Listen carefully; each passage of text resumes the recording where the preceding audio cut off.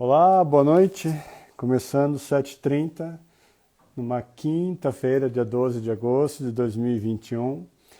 Mais uma live Diálogos Entre Nós, com a 35ª dela. Tudo bom, Suzana? O pessoal já vai chegando aqui. Logo a nossa convidada, Mona, já estará. Oba, a Mona acabou de entrar. Mona, vou pedir já o seu vídeo. Vamos lá. Acabei de pedir o vídeo para a Mona. A gente começa pontualmente. Aqui, 7h30, de uma noite fria, de onde eu estou. Mona entrando. Oi,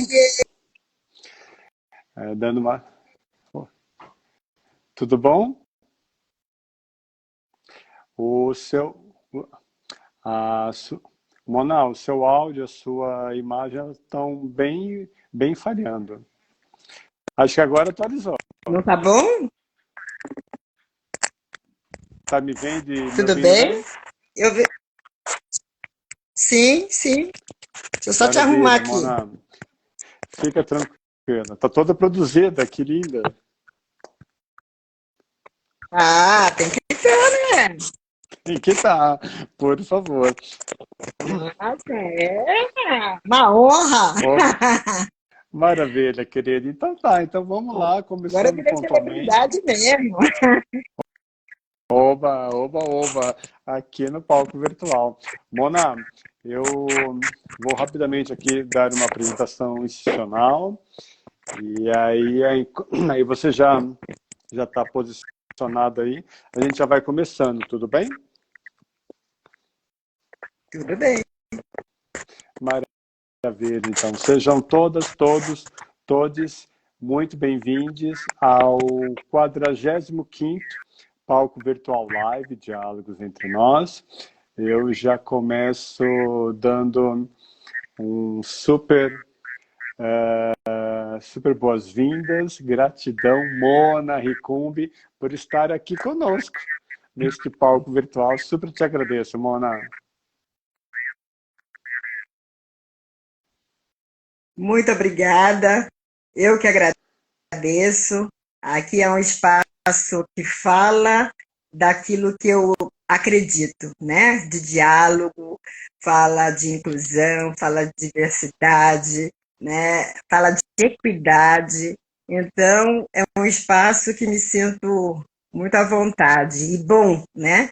Que a gente está podendo se encontrar e poder juntos fazer um mundo um pouco mais justo, né?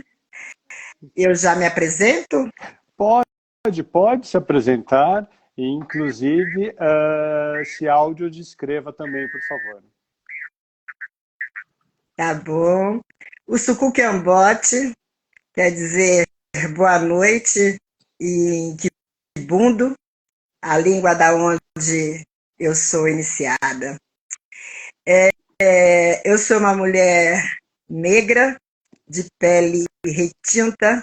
Eu estou usando um turbante que para nós da tradição significa autoridade, né, e identidade. Ele é dourado e tem um outro por cima que é marrom, dourado e preto. Eu estou usando óculos de hastes vermelhas. Os meus olhos são miúdos, o meu nariz é largo, meus lábios são finos. Estou usando brincos de argolas grandes. Estou com um colar bem justo ao pescoço dourado e um outro um pouco mais comprido, com pedras e madeiras. Estou com uma blusa de plush vinho e um pano que também aquece, né? E também mostra a autoridade tradicional dentro da minha religiosidade. Mona Ricumbi quer dizer filha do sol. Eu nasci Érica. Minha mãe me deu o nome de Érica porque ela conheceu uma flor que existia no meio do cimento. Como eu sou uma segunda filha de uma mãe solteira, assim, mais de 50 anos atrás, ela sabia que eu tinha que ser forte. E aos 18 anos eu me iniciei e eu recebi o nome de Mona Ricumbi. E de lá para cá, eu venho fazendo história sem saber que está fazendo história, né? Eu sou de profissão, não tenho formação acadêmica, minha formação é técnica em enfermagem e nutrição. A minha história com o teatro e com a dança começaram muito, muito, muito cedo.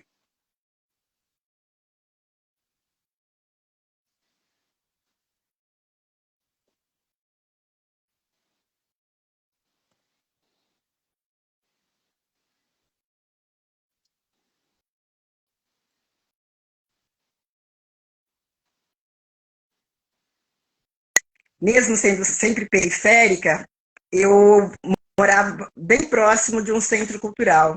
E lá foi um espaço onde eu aprendi, né, muito cedo a estar de encontro com a arte, né? E logo eu já estava até escrevendo peça, fazendo zilhões de coisas, né? E hoje sou uma mulher de 50 anos, é, feliz de ser a primeira mulher negra e cadeirante a atuar no Teatro Municipal de São Paulo. E feliz demais, demais, demais de estar aqui. Maravilha, queridíssima Mona Ricombe, bailarina negra, que desbravou aquele palco do Teatro Municipal, sobre o qual nós vamos falar aqui também, não apenas, mas também. Mona, gratidão novamente.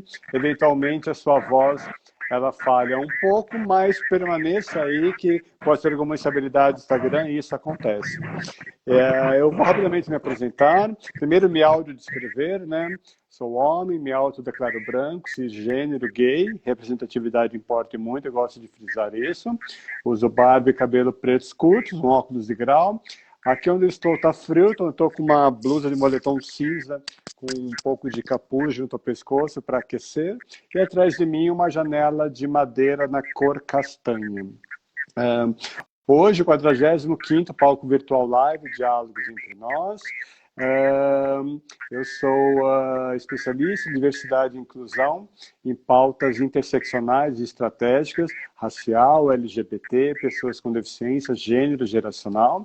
Costumo dizer aqui, Mona, todos e todas online, que o Diálogos Entre Nós, a minha marca consultiva, tem um duplo significado. O nós, com primeira pessoa do plural, que eu tenho muita certeza e esperança de que união e boas parcerias promovem muito mais equidade, igualdade e inclusão em prol de diversidades, em prol de respeito. E o nós também com plural de nó, obstáculos e dificuldades que se convertem em pontos essenciais para que vocês aí online e offline, Mona e eu, possamos desatar esses nós que atravancam a inclusão de diversidades, que a gente possa, então, caminhar para uma sociedade mais justa e igualitária. Muitos foram os temas, muitas foram as pessoas que passaram por este palco virtual e também o palco presencial, na estreia em 2019, com a grande Sueli Carneiro, mestre do Movimento Feminista Negro no Brasil. Ano passado, 23 edições lives. Esse ano já 22 edições com essa daqui, totalizando 45 edições. Todas gravadas no IGTV, na parte de vídeos do meu Instagram, @Gui_Gobaldo, também no YouTube Diálogos Entre Nós. Temas sempre interseccionais e estratégicos. Falamos de racismo religioso, racismo estrutural, carreiras negras, carreiras com recortes de gênero, de pessoas com deficiência, protagonismos diversos. Falamos de pessoas e como tudo isso se converte em inclusão de diversidades nas empresas em particular e na sociedade como um todo, né?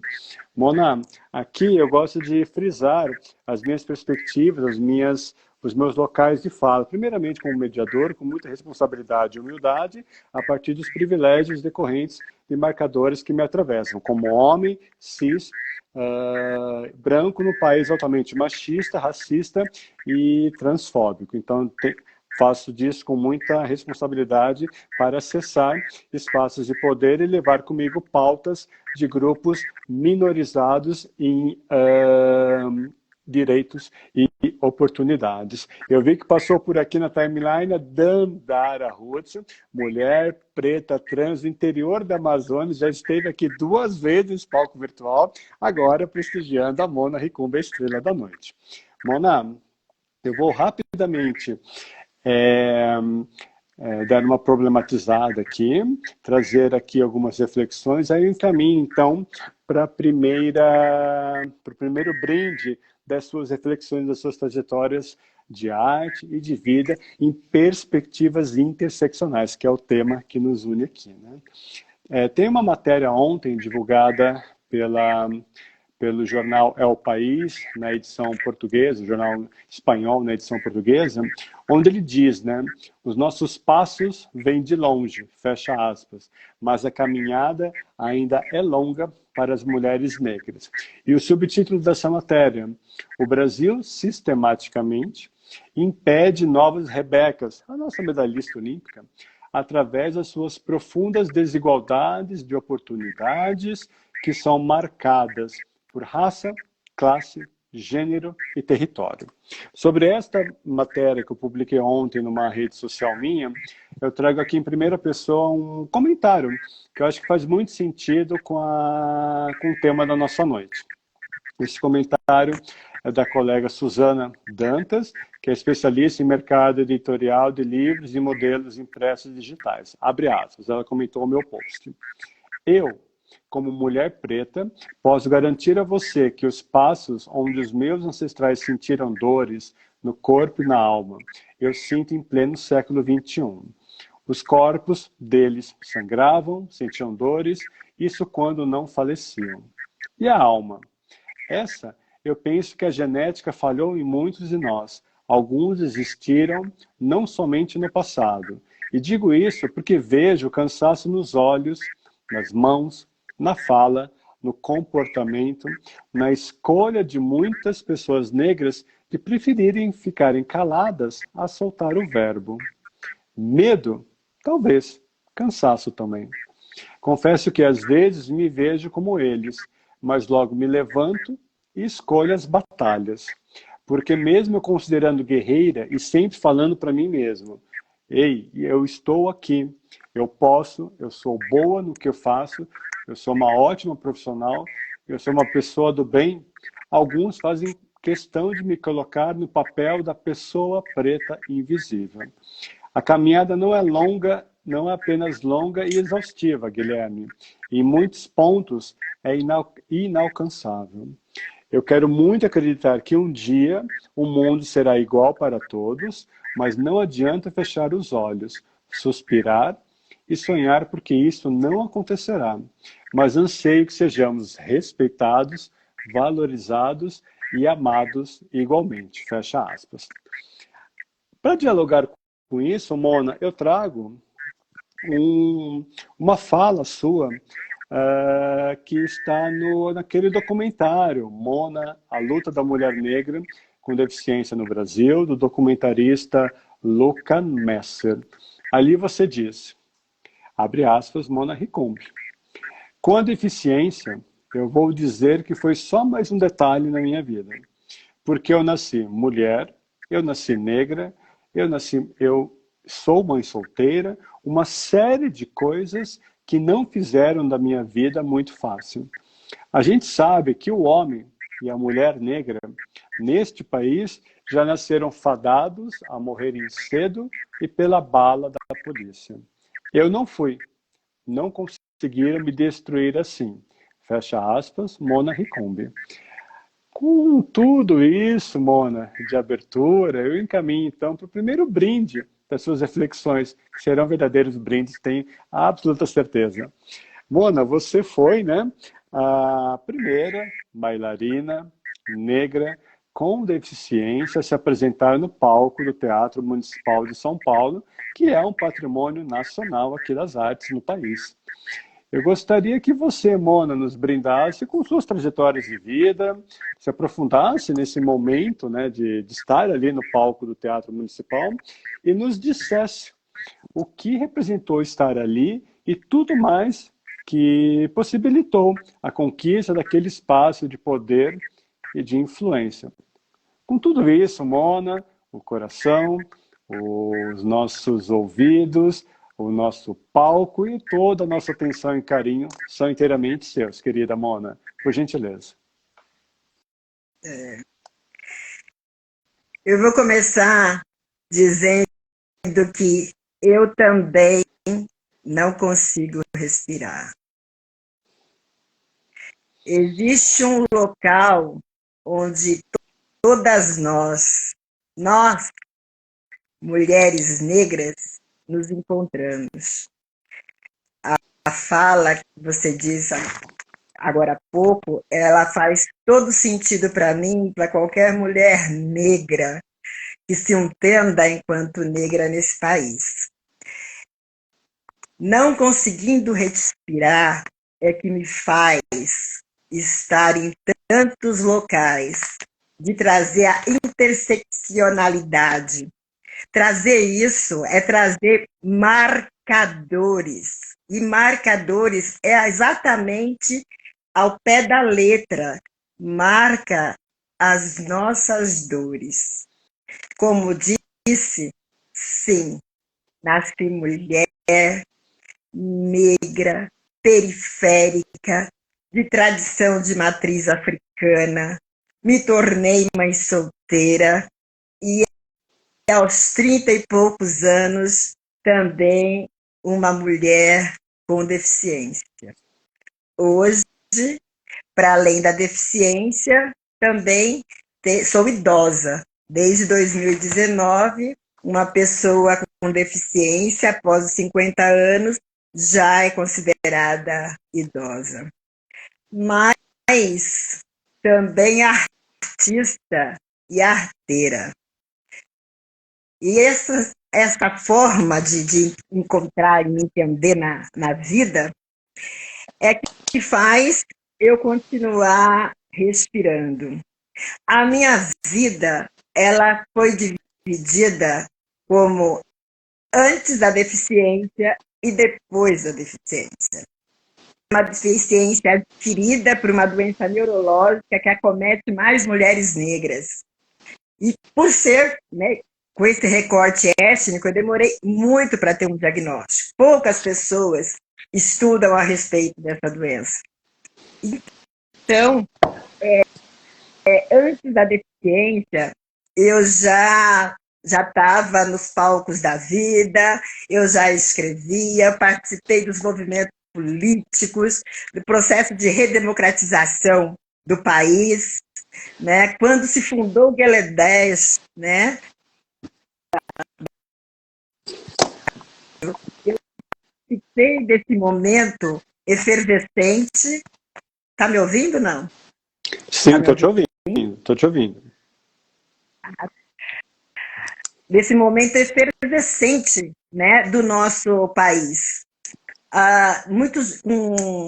Em 88, quando foram 100 anos da abolição, foi que eu tive consciência efetiva de que eu era uma mulher e negra, né? E porque eu não estava em alguns lugares, né?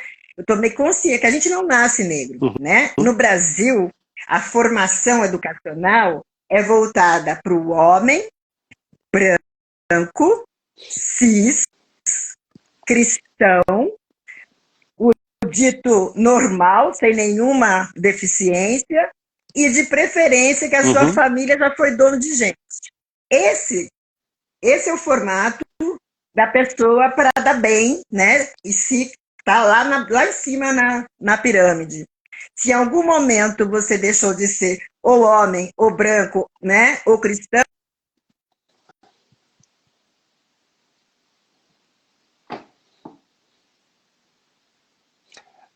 Teve um pequeno atraso na fala da Mona. Mona, se você estiver nos acompanhando, deu uma falha no seu vídeo. Vamos só aguardar um pouquinho, que o Instagram já deve estar instável, mas ele já volta. Só um instante, pessoal. Quem aqui na sala, eu acho que está... A Mona saiu, não tem problema. Eu vou incluir Mona novamente na sala. Mona, estou mandando o seu vídeo novamente. E aí Mona já entra conosco. Só um instante, pessoal. Essas instabilidades, por vezes, acontecem. Eu acabei de mandar a solicitação de vídeo para a Mona.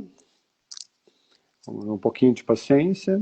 E a gente continua aqui braços, corações e ouvidos atentos para a fala potente da convidada dessa noite, Mona Ricombi.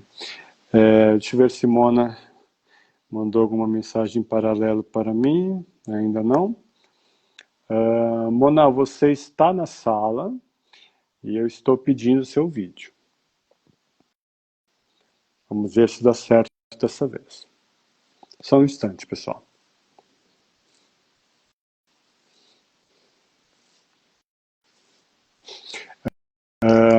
Vamos ver. Mona não está conseguindo participar. Mona, saia desta live, entre de novo, aí eu peço o seu vídeo, porque deu uma informação que você não está conseguindo participar. Então fecha o seu Instagram, abra de novo, entra aqui na sala e eu tento te incluir novamente. Que deu alguma incompatibilidade de sinal. Mona estava falando sobre a questão de marcadores sociais, né? Sobre a questão de não nascer uma pessoa branca, não nascer uma pessoa cis, não nascer uma pessoa sem deficiência no Brasil, né? E esses marcadores de fato marcam. A Mona está aqui. Mona, vou novamente pedir o seu vídeo. Acabei de pedir, vamos ver se você entra. Vamos lá, resgatando o que Mona estava falando. Só um instantinho.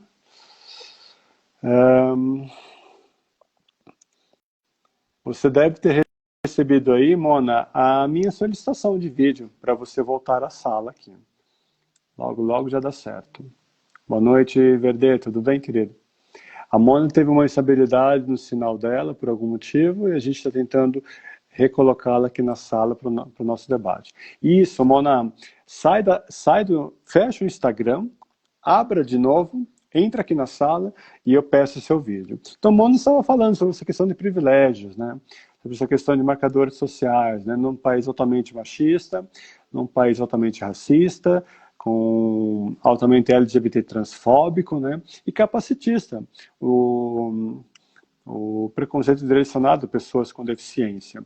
Então, tudo isso faz com que esses marcadores que nos atravessam, que nos afetam, né? que nos marcam, possam habilitar a espaços de poder e decisão ou não, na verdade, né? Mona, eu vi o seu vídeo aqui, vamos lá, solicitações, enviar solicitações. Deve estar chegando aí a nossa solicitação para reinseri-la nessa live. Vai dar certo. Eu nem preocupado fico, porque essas instabilidades, por vezes, acontecem. Mona, já pedi seu vídeo. Vamos ver se de fato ele volta aqui. Deixa eu perceber. Parece. Vendo aqui. Eu solicitei também, Mona. Se você estiver na sala, a gente já consegue reinseri-la. Ou se você fechar e entrar novamente, pode ser que dê certo. São algumas instabilidades que a gente não consegue explicar de fato pelo Instagram. Mona não está conseguindo participar aqui, dias. Deixa eu ver. A Mona está na sala.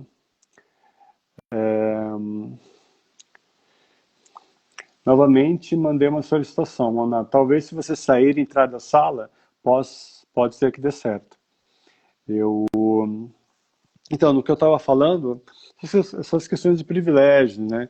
Que não é uma questão de culpa, a questão de privilégios, né? De nascer branco, nascer cis ou se entender como heterossexual, mas sim uma questão de responsabilidade a partir de tudo isso, uma questão do que nós fazemos em relação à desigualdade social e estruturais aqui na sociedade, né, com pessoas aliadas, né, com pessoas que oportunizam acesso a outras pessoas que não detêm esses privilégios e marcadores sociais.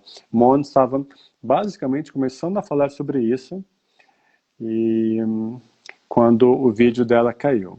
Vamos ver se de fato pode dar certo agora. Estamos tentando. A gente não desiste, a gente tem paciência e temos mais live ainda para fazer acontecer. Vamos. Aqui, Mona, diz que vocês não estão conseguindo participar. Se vocês estiverem nos ouvindo, Mona, sair e entrar da sala pode ajudar. Então, Mona, eu sei que você está aqui.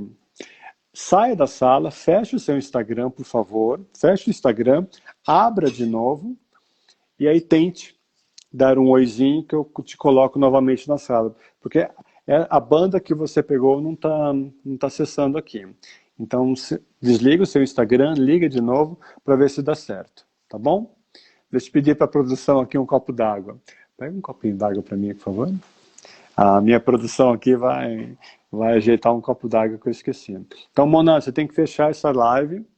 Sai da live. Eu fico aqui aguardando, todas e todos aqui lhe aguardando, para a gente poder ver se dá certo. Eu peço que vocês permaneçam conosco, a discussão aqui vai ser muito boa e não há problemas de instabilidade no Instagram que possam nos derrubar nessa noite fria junto com Mona Ricumbi. Só um instantinho, um pouquinho de paciência, logo logo a gente volta. Então, Mona, eu estou te vendo aqui na sala ainda, você tem que fechar o aplicativo e ver se você consegue novamente entrar para eu mandar uma nova solicitação de vídeo para você. Obrigado. Tá? Estou com o meu apoio aqui. Vamos ver.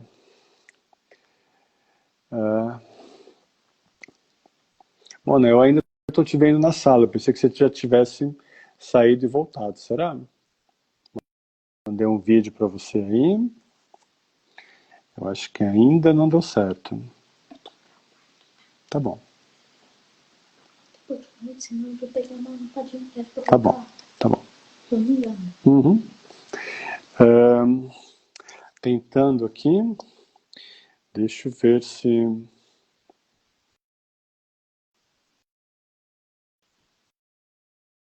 Só um instantinho, pessoal. Peço um pouquinho de paciência.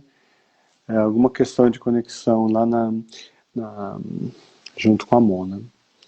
E que mais eu posso adiantar para vocês, né? Mona, né? Ativista das questões raciais, de gênero e de pessoas com deficiência, como vocês acabaram de acompanhar, né? Sobre o que também eu iria perguntar. Ela que foi a primeira bailarina negra com deficiência junto ao Teatro Municipal de São Paulo em 2018 para 2019. Ela vai desenvolver mais essa experiência aqui. Mona, eu te vejo na sala. Você tem que sair da sala e entrar novamente para ver se este problema pode ser superado. Todo momento eu te vendo aqui. Será que você conseguiu sair e entrar? Porque quando eu peço seu vídeo, ele não acontece. Então, geralmente, a pessoa tem que sair e entrar novamente. Só um instante de... Opa, Mona, parece que apareceu. Oh, que coisa chata. Não, gente. Fica Deu tranquila. pau na minha internet aqui. É uma discussão de muito peso, Mona, e às vezes a conexão não dá conta. É, né? É verdade. Muitos séculos aqui de história. Que chato, gente. Os Que passos chato. vêm de Mas tudo longe. Tudo bem. Mona, você estava falando sobre essa questão, né, de não nascer branco, não nascer cis, não nascer de uma certa classe social num país totalmente preconceituoso, no momento que você caiu. exato. Então, assim, a gente sabe que a pessoa, para se dar bem nesse país tão excludente, tem que ser branco, tem que ser cristão, tem que ser dito normal. E o que mais dói é oriundo de quem já foi dono de gente. Né? Acho que não tem coisa pior do que você ser dono de gente. E é esse povo que tem voz e espaço e manda no nosso país. Né? E aí, assim, precisou o George Floyd, né, dizer que não conseguia respirar, para a gente dizer que desde quando a gente chegou aqui a gente não consegue respirar, né? Trazer todas essas interseccionalidades, que são esses marcadores que marcam as nossas dores de verdade, né? Eu muito cedo eu soube o que era o machismo, o racismo, a luta de classe, mas eu ainda fui apresentada ao capacitismo. O capacitismo, para nós, né, pessoas com deficiência têm o mesmo peso que a meritocracia para a questão racial, Uhum. né? Então, a gente não está conseguindo respirar e faz muito tempo, né? Em 110 anos, pense bem, em 110 anos do Teatro Municipal, só teve até hoje uma mulher negra e cadeirante que foi ali naquele palco. Eu não estava lá servindo, eu não estava, né, servindo café, nem limpando o chão como artista. Será que vamos precisar de mais 110 anos? Né? Eu não quero ser a única, nem tampouco a última. Eu entendo que o meu papel é esse, é de ir e abrir o espaço, mas não falar por ninguém, porque ninguém precisa falar em nome da pessoa negra, da pessoa com deficiência. A gente tem voz própria, tem luz própria, tem história própria, Uhum. Uhum. mas eu sou daquelas de que eu vou aonde eu sou convidada e aonde eu não sou convidada também, né? Meu papel é de abrir a porta e usufruir disso. E quem tiver competência, que venha, né? Que o espaço está aí para todo mundo. Minha mãe sempre dizia que quem tem competência se estabelece, né? E não é nenhum desses marcadores que marcam a minha competência. A minha competência é a minha resistência, né? De dizer eu existo, porque na tal da pirâmide eu estou naquele lugar, né? Da Betânia, do oco, do oco, do oco, do sem fim do mundo. Acreditam que eu não tenho alma, que nem o diabo me ambiciona. Então, é desse lugar de fala que eu estou dizendo, existo, e existem muitas pessoas como eu, que Uhum. precisam ter esse espaço de fala, enquanto mulheres, enquanto negras, enquanto pessoas com deficiência. Gente, nós somos 54% da população enquanto negros. Nós somos 45 milhões enquanto pessoas com deficiência, gente demais, né? Que efetivamente fazem a roda girar, né? Mas prestem atenção, porque a gente sabe, como disse a Angela Davis, né? As mulheres negras, quando se movimenta, toda a sociedade se movimenta, né? A Chimamanda, quando diz que no mundo ideal, né, seremos todos feministas, ótimo. Por enquanto, eu me contento de ser gente, que faz muito pouco tempo que nós somos gente, né, que a gente é pessoa, né?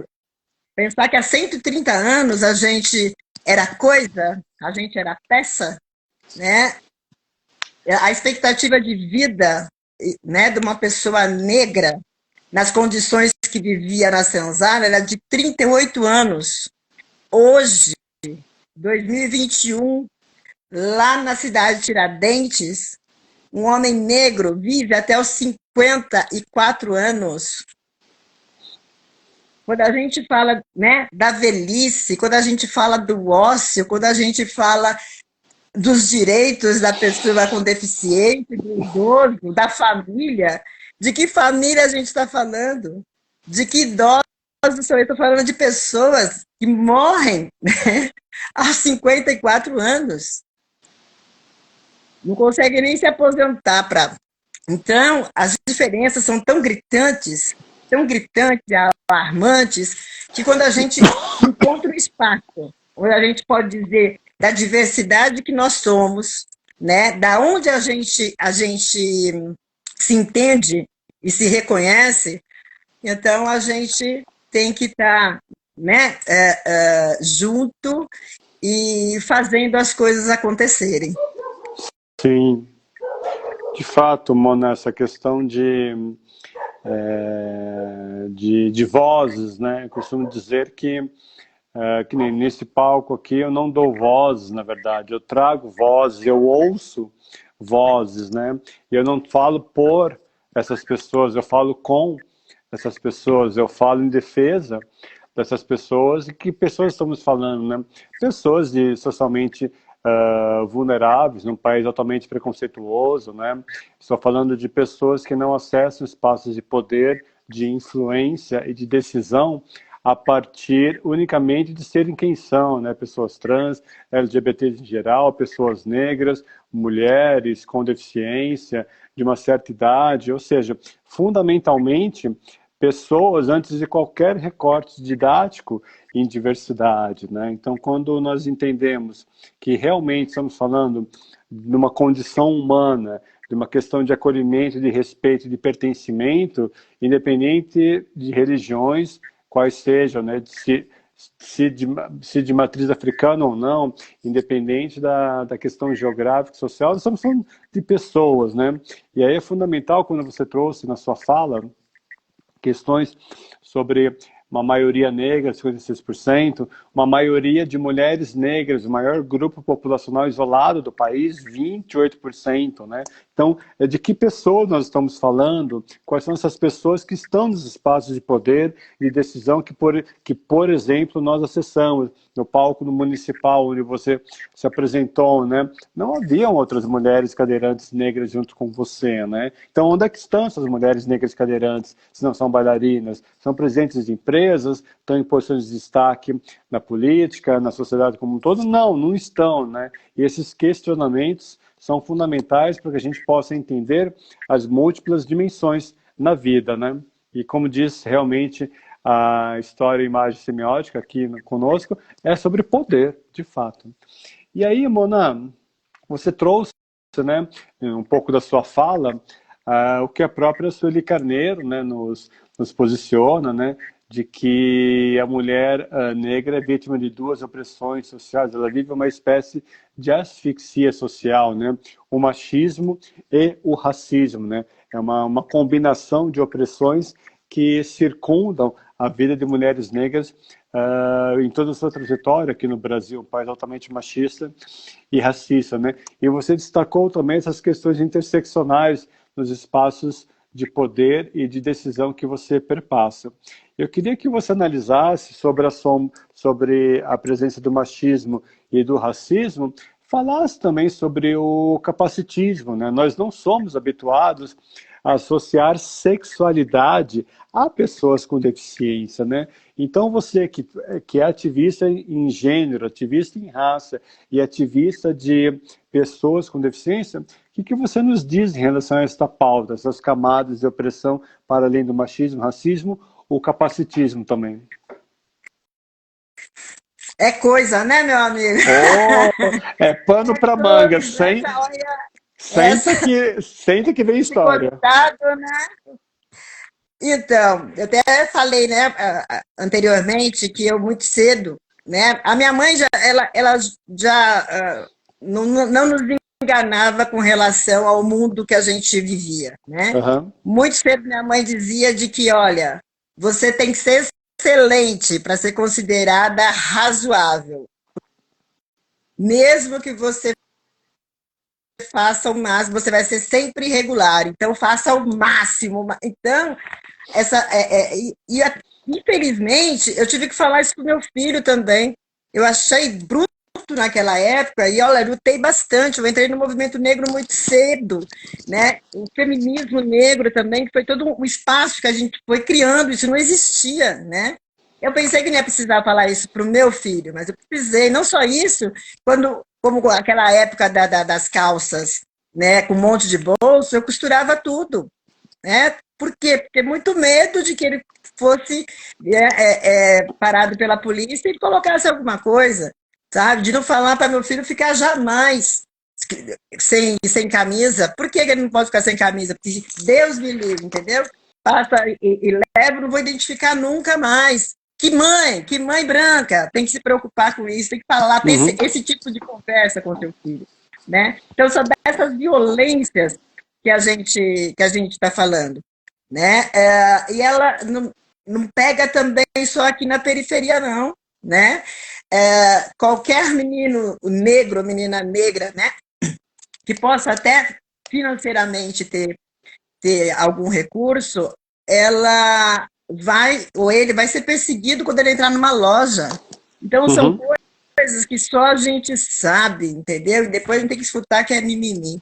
E nesse caminhar, quando eu conheci o capacitismo, e foi de uma forma muito cruenta, porque as pessoas achavam que o fato de eu estar, né, numa cadeira, eu tinha que passar a procuração do meu filho, tipo, se eu não tinha condição suficiente para cuidar dele, né?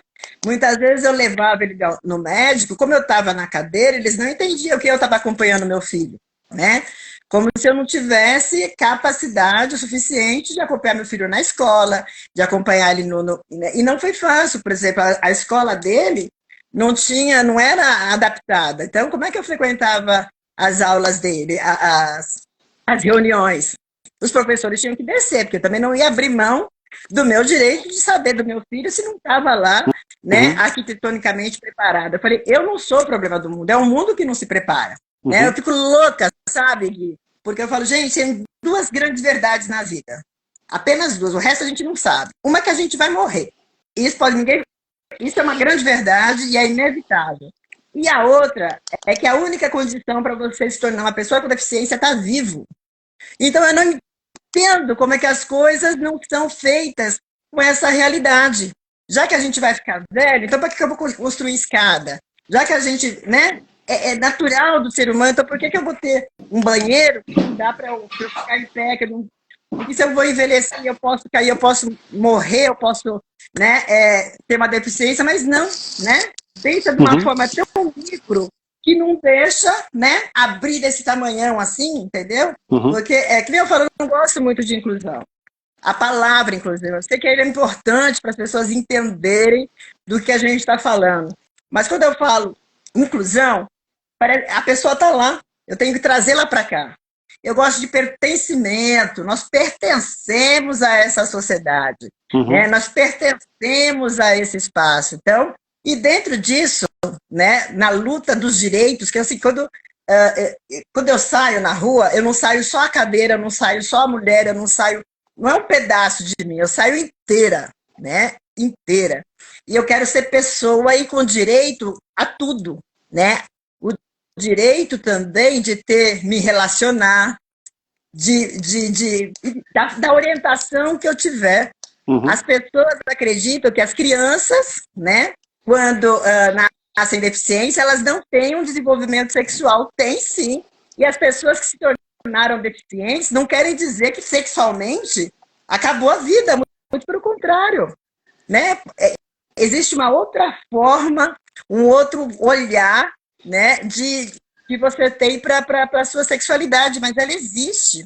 Né? E as pessoas, muitas vezes, querem infantilizar a pessoa com deficiência, né? Ou te colocar mais deficiências. Né? Muitas vezes, onde eu vou, as pessoas vêm e ficam conversando comigo, falando alto, olha, tudo bem, como se tivesse algum problema de audição ou de entendimento, que aí fala também pausadamente, Uhum. usando diminutivo. Não, gente.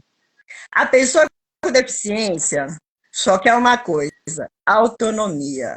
A palavra é essa. O que é que a gente precisa? Autonomia. Eu poder ir e vir. E esse é o grande momento da gente conversar isso, né? Quando toda a sociedade se viu na pandemia e cerceado do seu direito de ir e vir, opa, vamos entender que história é essa? Entender o que é acesso, Uhum. né? A acessibilidade não é uma temática lá da pessoa com deficiência. A acessibilidade é acesso a tudo que se tem, até os mecanismos de poder, né? Os mecanismos de controle social é você estar inserido efetivamente na sociedade, ter uma educação de qualidade, saúde que preste, né? Direito a viver e também a morrer, né? Mas com dignidade.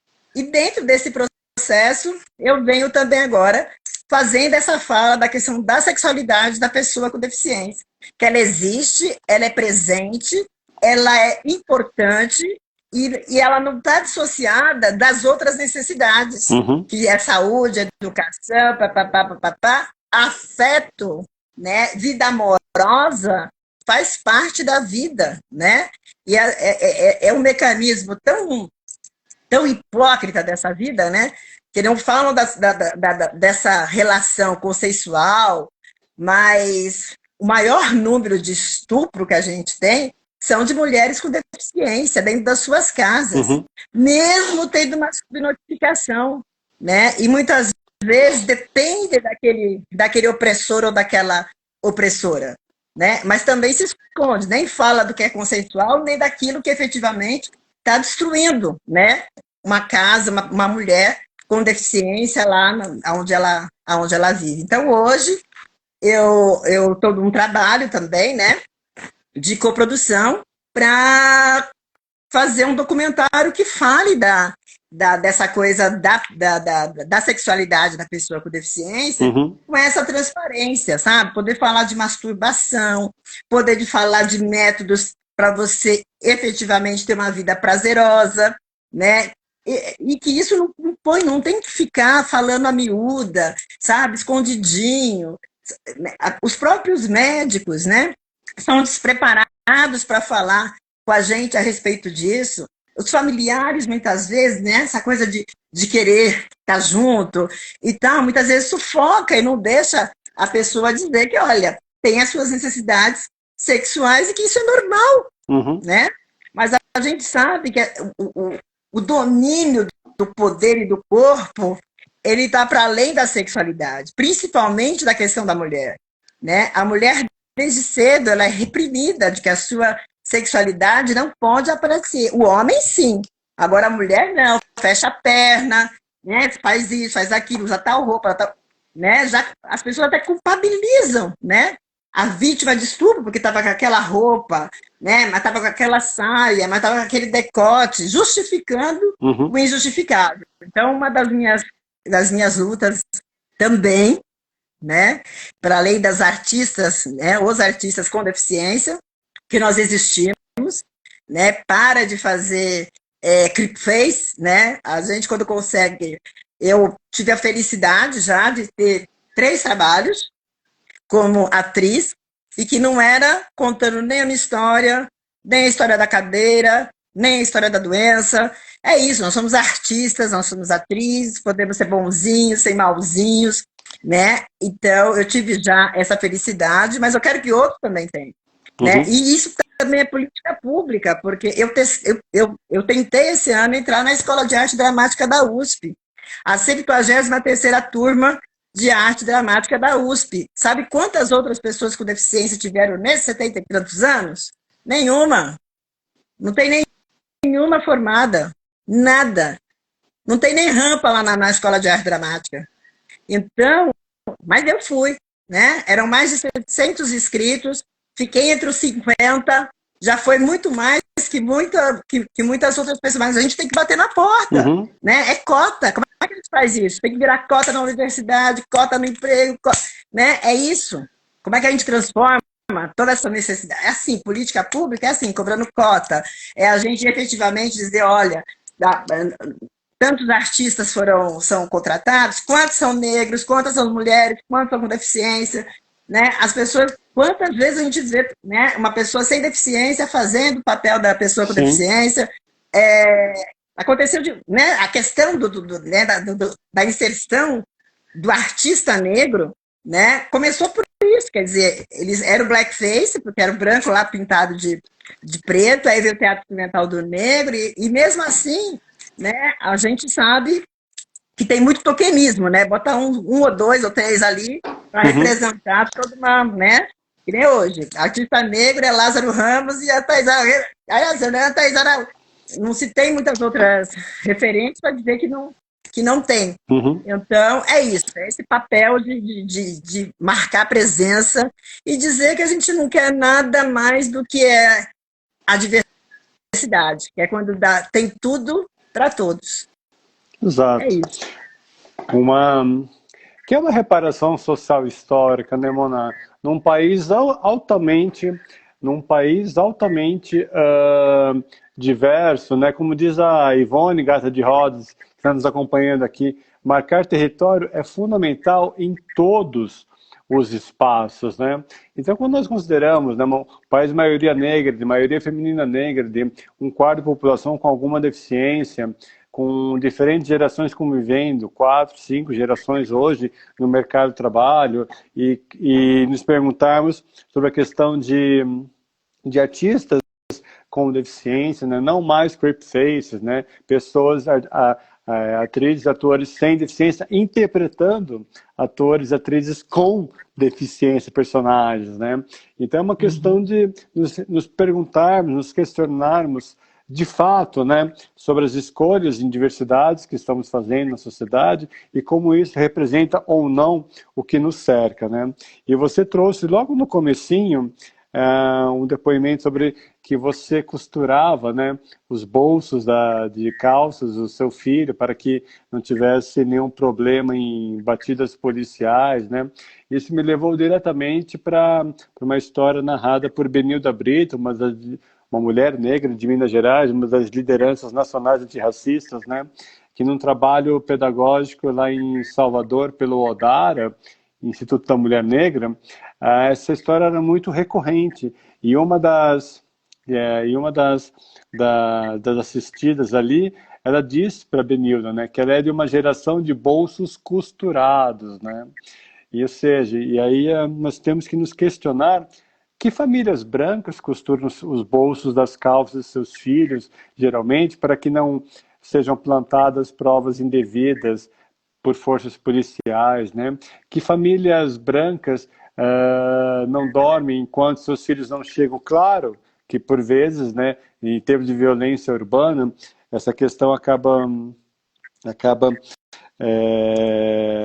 violentando, né, muitas mães e pais. Mas quando a gente fala de famílias negras com filhos negros, tem até um projeto da própria Benilda Brita, minha mãe não dorme enquanto eu não chegar, né? Olha só, aquela música da Dona Irã Barbosa, né? Ou seja, realmente refletirmos sobre os nossos privilégios de sociedade e como tudo isso se conecta com Mona, mulher, negra, de uma classe social, mãe solo, com deficiência, e como tudo isso se conecta com outras histórias também, né, para Brasil afora. E é sobre isso, Mona, que eu também quero te perguntar a respeito, né? No nosso encontro de alinhamento, poucas semanas atrás, você trouxe muito, ressaltou bastante a importância que uma visão de mundo afrocentrado, né, tem na sua vida, né? Eu queria que você, isso para mim nos leva muito a uma questão de ancestralidade, né? Saber de onde viemos para saber para onde vamos, no sentido exato do Adinkra Sankofa, né?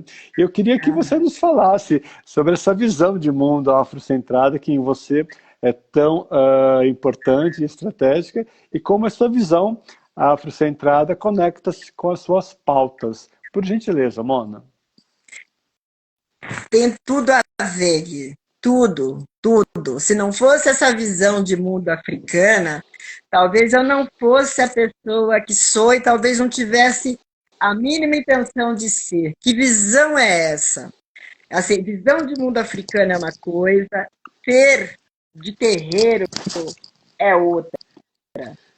Quando eu falo visão de mundo africana, é uma visão que entende o mundo formado por uma força feminina e uma força masculina e uma força que nem é masculina e nem feminina que construiu todas as coisas.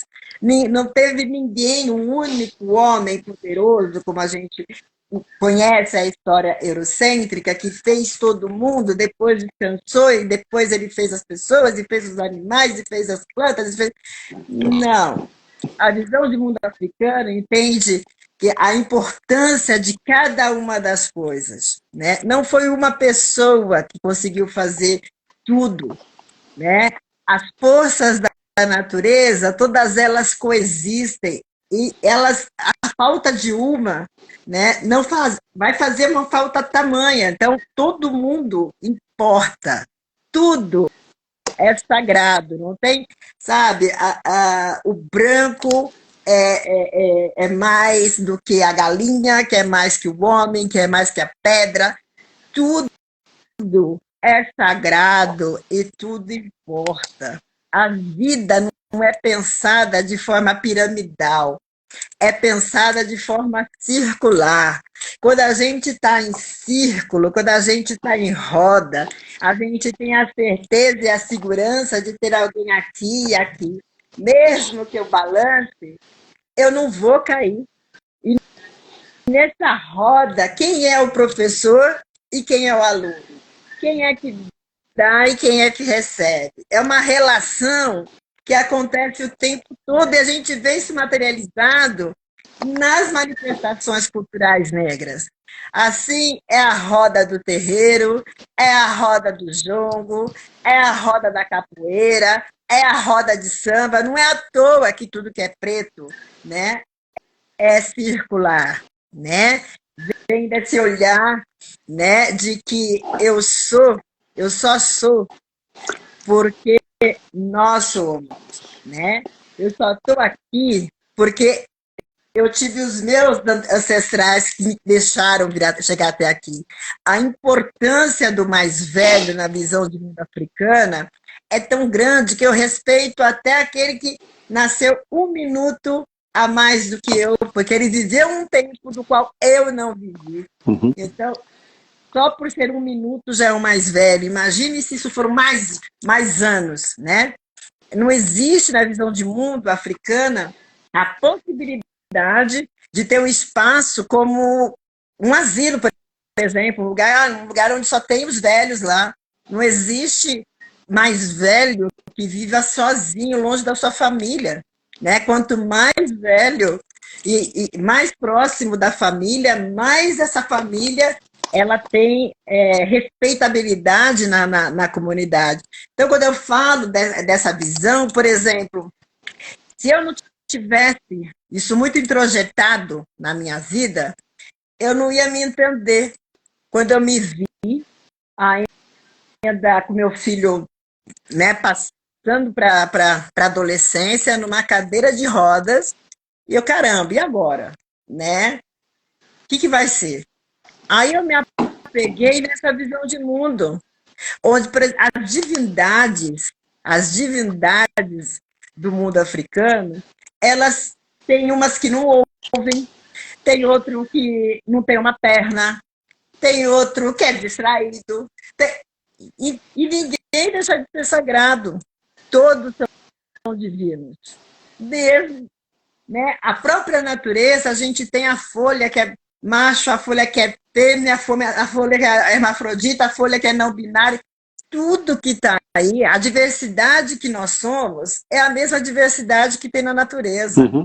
O eurocentrismo criou essa relação de quem vale mais, de quem vale menos, né? Aquele é para ser comido, aquele só vai ser alimento. Não, a gente está num círculo, realmente, sabe? Naquele círculo sem fim, né? Eu tenho certeza de que eu vou para a Terra, porque da Terra foi que eu saí, e aí dali as coisas, né? Existe uma continuidade, né? Enquanto se acredita no outro, né? No mundo eurocêntrico, na finitude do ser, não. Nós somos pura continuidade, né? Nós somos centelha divina. Todos nós recebemos o sopro da vida. Então, é isso. A visão da africana é isso, né? E aí me deixa muita vontade. É num espaço onde eu sei que eu caibo, com todas as minhas interseccionalidades, elas não são nada, porque eu faço parte, né, desse mundão aí que me concebe, né? Não é um mundo da escassez, muito pelo contrário, é o mundo do pertencimento.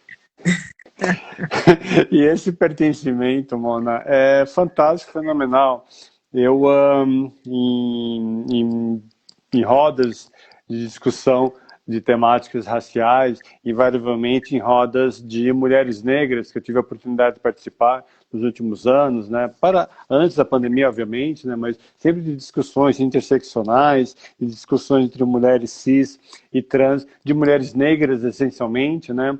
A fala inicial é sempre para saudar as que vieram antes, né? E a primeira vez que eu ouvi isso, eu fiquei realmente surpreso, mas depois, indo em outras discussões de raça, de gênero, com mulheres negras, isso era sempre uma tônica, saudar as que vieram antes, saudar as mais velhas, né? Que tem toda uma questão de sabedoria, tem toda uma questão de passar adiante, né, esses saberes, essas vivências, essas práticas, esses valores, né, que não são construídos do dia para a noite, mas que representam uma questão de sobrevivência humana, sobrevivência cultural, de língua, de linguagem, de expressões. E aí ele ouvindo agora, realmente faz muito, muito sentido, né? Uma questão afrocentrada, da questão do divino. Você disse centelha divina, né? Tudo que tem vida tem essa questão do divino, né? Então, eu acho que é realmente um dos grandes brindes que você nos trouxe aqui, né? Gratidão. Mona, eu tenho uma pergunta aqui que foi encaminhada pela Cleia Galdino, mulher negra com deficiência, ela que é cega, já fez maratonas, meia maratonas, comentei dela com você, somos amigos inclusive, e aí ela mandou uma pergunta especialmente para você, você que é uma das referências dela, né, como mulheres negras em espaços de poder, de decisão e de influência. A Cleia pergunta, Mona, que ela queria saber se você encontra representatividade de outras bailarinas negras com deficiência que estão chegando agora, né? Porque ela percebe uma representatividade muito baixa de mulheres negras em dança, né? E ela também pergunta, né, o que você tem visto no mercado, o que tem sido feito, algum trabalho que você lembre, por exemplo, para que esse legado que você traz, né, como a primeira bailarina negra no municipal com deficiência, termos mais bailarinas negras ocupando esses espaços. Como é que você percebe tudo isso? Uma coisa real, né? A gente sabe que quem carrega, né, nos braços e nas costas dessa nação são as mulheres negras, né? Uhum. Eu gostaria muito que as mulheres negras estivessem nos teatros, nos grupos de dança, mas elas estão ali, na sua maioria, servindo, né? Ainda servindo, ainda sendo subjugadas em subempregos, né? A pandemia só acelerou mais, né, essa questão dessas 500 mil mortes, mais de 500 mil mortes no nosso país. A gente sabe que o caldo maior, né, são de mulheres negras, periféricas, pobres e idosos também periféricos. É essa a realidade no nosso país. Então, eu sinto a mesma coisa do que chegar no último ano de medicina e procurar um futuro médico negro ou negra, né? A gente ainda está nesse caminho. Eu falei, eu sou a primeira, mas eu não vou ser a última, eu tenho certeza, a ter entrado, pisado, né, rodado com a minha cadeira naquele espaço lá no Teatro Municipal. Mas, querendo ou não, isso já aconteceu. Eu queria até colocar aqui, né, que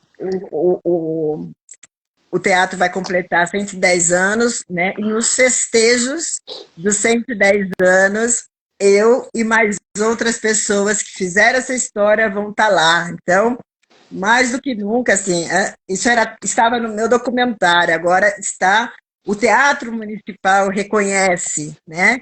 Então, foi mais um passo, né? Foi mais um passo nessa história. Uma coisa é eu contar, outra coisa é o teatro dizer. Então, ele está dizendo, está dito, então nós vamos ocupar, né? Vamos continuar ocupando, a gente vai continuar batendo na porta. Porque é assim que a gente faz política, né? É assim que a gente faz as coisas acontecerem, é batendo, é na insistência, na insistência, na insistência, e a gente vai, né? E força para isso a gente tem, né? Mas quanto mais a gente conseguir colocar as mulheres negras dos bancos escolares, né? Não tão perto da vassoura, não tão perto do fogão, a gente vai conseguir, sim, ocupar mais espaços, né, nos teatros. Gostaria muito, muito mesmo, mas eu acho que a gente está no caminho, né? Demorou 110 anos para eu ir, mas não para chegar, mas não vai precisar de 110 para a gente poder, sei lá, né, ter uma companhia aí com muitas mulheres negras. Eu mesmo conheço já várias, a que eu conheço várias mulheres negras que também dançam, que também estão aí na vida, também estão aí na luta, né? Nós somos bastante, na realidade, mas a gente sabe que não é a gente não tem acesso, né? E isso, o que vem primeiro é a questão racial, né? A questão da racial está lá, está posta. Então, assim, os ganhos, né, para as mulheres negras, elas chegam depois, né? Enquanto as mulheres brancas estavam queimando o sutiã, a gente estava lá lavando os que sobraram, né? Boa. Então, a gente está, né, buscando condições de cuidar dos filhos delas, né, e dar conta de criar os nossos, né, e com esse mesmo afeto, com essa mesma responsabilidade, com esse mesmo compromisso, né. Com certeza a gente vai construir um espaço mais igual, fazendo isso que você está fazendo, né? Se me perguntar como é que a gente faz isso? Isso que você está fazendo, que é um homem branco, cis, classe média, entendeu? Podia estar gozando, né, dos seus privilégios, abrindo espaço no seu Instagram para que a gente fale das nossas necessidades e não se doer por isso, né? Quando a gente fala do branco, eu não estou falando do branco da sua, né, dessa coisa da sua pele, né? O pensamento branco de qual, né, vitimou milhares de pessoas, né? Esse pensamento de que, né, da mais-valia, de quem pode mais, de quem pode menos. Então, quanto mais lugares de fala, né, a gente tiver, mais a gente vai se aproximar do nosso povo e a gente vai mudar essa história, eu tenho certeza. Eu tenho Exato. certeza. Uma... Mona, exercer para um lugar de fala, ter um lugar de escuta, né? Então, fundamentalmente, aqui eu exerço bastante um lugar de escuta, né? Eu trago narrativas em primeira pessoa, como dentre as quais a sua, nesta noite, né? Porque de fato não é nunca é falar por, né? É falar com estas pessoas, é entender o que se passa nesse cotidiano num país altamente preconceituoso, entender quais são as escadas da vida, uma escada rolante para cima, se é homem, cis, branco, sem deficiência, heterossexual, uma escada fixa uma escada fixa se é mulher branca sem deficiência heterossexual e uma escada rolante para baixo se é uma pessoa negra com deficiência LGBT que não está numa classe social que lhe fornece privilégios. Então é realmente nos entendermos sobre esses papéis de responsabilidade. Eu fico muito feliz em lhe receber, em primeira pessoa, inclusive. E aí, pegando, Mona, queridíssima Mona Ricombe, pegando um gancho na sua fala, trazendo aqui a última reflexão para esta noite.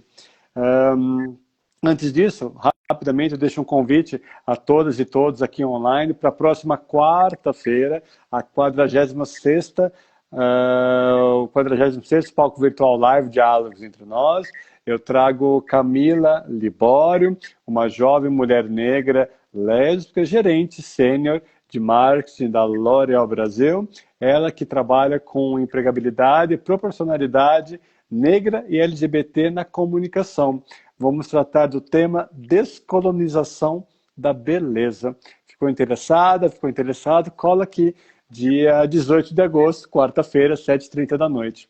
E aí, Mona, essa questão de afeto, né? Então eu convido a falarmos um pouco mais sobre o afeto, nesse sentimento que nos leva ao coração.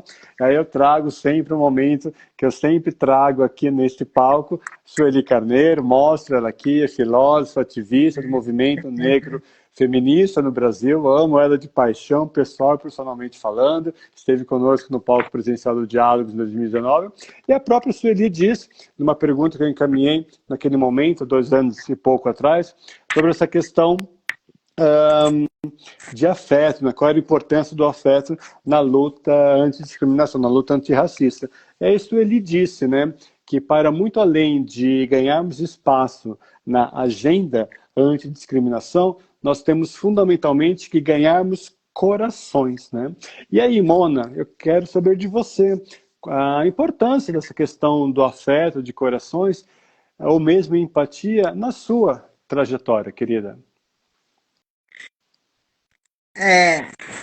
Esses tempos que a gente vem vivendo, né, de pandemia, não tem jeito, a gente não vai, isso não vai apagar nunca da gente, né?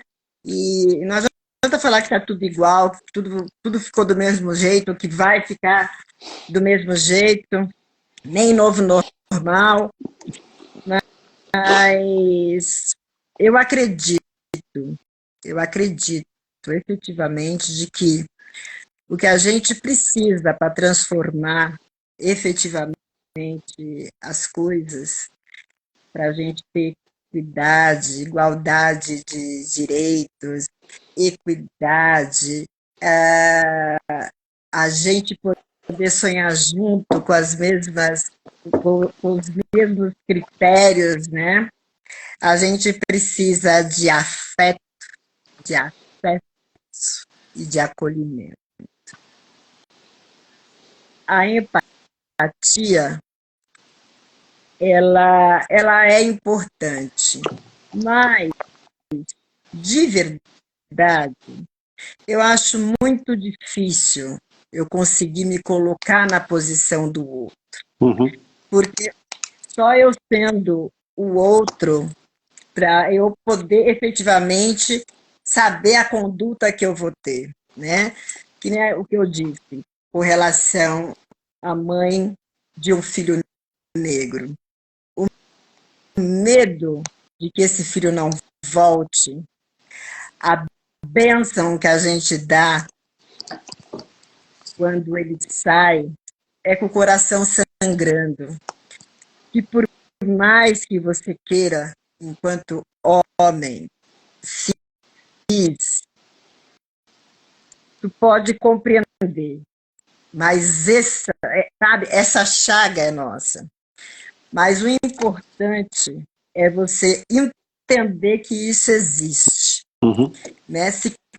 Eu falo porque eu nunca tinha pensado, não tinha, até me tornar uma pessoa com deficiência, não tinha para 30 anos de idade, eu não tinha pensado nessa possibilidade. Eu nem via que as pessoas com deficiência existiam, eu não havia, não sabia onde essas pessoas estavam. Né? Quando eu cheguei, já tinha muita coisa transformada. Eu fico pensando nos meus amigos, que hoje têm 50 anos, que tiveram pólio, que não tiveram uma escola adaptada, que não tiveram ônibus adaptado, que não teve nada adaptado. E precisavam ser crianças, né? E cresceram, foram trabalhar, tiveram seus filhos. Então, por mais que eu entenda hoje o que é ser uma mulher com deficiência, eu não sei o que foi ser uma criança com deficiência. Então, eu tenho que respeitar, entender, né? Ampliar os olhares, porque quando a gente amplia, né, você vê, nossa, as pessoas estavam aí, a gente que não via, né? Fica invisível porque querem deixar invisíveis, né? Mas não, essas pessoas estão aqui, são presentes, são atuantes, a gente, né, elas têm vida, né? Então, é para lá da empatia, né? A empatia, eu acho que ainda ela é algo que está sendo construído. Eu não vou conseguir entender o que sente uma mulher lésbica, assim como, né, tem coisas que a gente entende, tem que ter, né? A diversidade está aí, entendeu? Eu tenho que saber que você tem que ter o seu lugar de fala, tem que se posicionar. As pessoas não podem sair matando as pessoas porque elas são negras, ou porque elas são pretas, ou porque elas são, né, LGBTQIA+, não, sabe? Ninguém tem esse direito, porque eu já parto do preceito de que todo mundo, né, todo ser é sagrado. Então, só para fechar mesmo a conversa, sem afeto, sem acesso e sem acolhimento, a gente não tem vida digna. Então, a dignidade e a transformação tem A de afeto, de acesso, de acolhimento. Maravilhoso e potente, Mona, querida Mona Ricombe. Costumo dizer que o afeto ele possibilita o acesso, né? Ele possibilita a conexão, possibilita que nós possamos humanizar o que é humano, naturalizar o que é natural, né? E o afeto nos afeta, né? Nos atravessa. E é uma questão que, por mais simples que possa ser, não é simples. Requer muita ressignificação, desconstrução de posturas racistas, machistas, homotransfóbicas, capacitistas, para que de fato a gente possa sentir afeto e com base nisso propor acolhimento e pertencimento. Mona, queridíssima, eu mega agradeço a sua presença aqui, fico com o coração aquecido e feliz em lhe receber muitíssimo. Eu dou aí a palavra para suas reflexões finais e com isso a gente segue adiante. Muito obrigada mais uma vez. A bênção a todos os meus mais velhos, aos meus mais novos. E eu vou deixar aqui uma história que se chama Ubuntu. Um certo pesquisador estava lá em África e vendo várias crianças brincando, resolveu comprar uma cesta de doces e fazer uma brincadeira com as crianças. Colocou a cesta de doce bem próximo de uma árvore e falou para as crianças irem lá para o outro lado. E a hora que ele gritasse já, que as crianças chegassem, né? E o primeiro a chegar ganharia a cesta de doce. E aí foi isso que ele fez, as crianças foram para lá, e aí ele deu-lhe uma, deu-lhe duas, deu-lhe três, e já, na hora que ele disse já, todas as crianças se deram as mãos e chegaram juntas, próximo da cesta. O historiador não entendeu, falou, foi tão simples, eu falei que era para correr, e o primeiro que chegasse ia ganhar os doces. E aí o menino olhou para ele e ainda disse, mas tio, e o Ubuntu? Ele, como assim? Ubuntu, tio, como é que eu posso ser feliz se os outros não vão estar felizes também? Isso é Ubuntu, que no provérbio Xhosa quer dizer Umuntu, Ugubantu, Ngambantu. Uma pessoa só é uma pessoa por causa das outras pessoas. Ubuntu.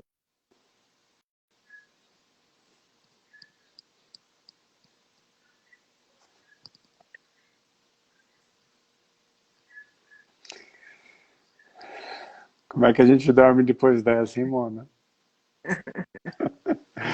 Gratidão, queridíssima. Nós somos, eu sou porque nós somos, eu te agradeço fenomenal por trazer as suas narrativas em primeira pessoa. E com isso, me despeço de você, Mona, neste momento online. Espero muito em breve nos encontrarmos presencialmente para um abraço Abraço muito e para um forte. papo fraterno. Um beijo, um abraço, querida Mona, todos e todas aqui online. Gratidão. Obrigada. Fique bem, até mais. Você também.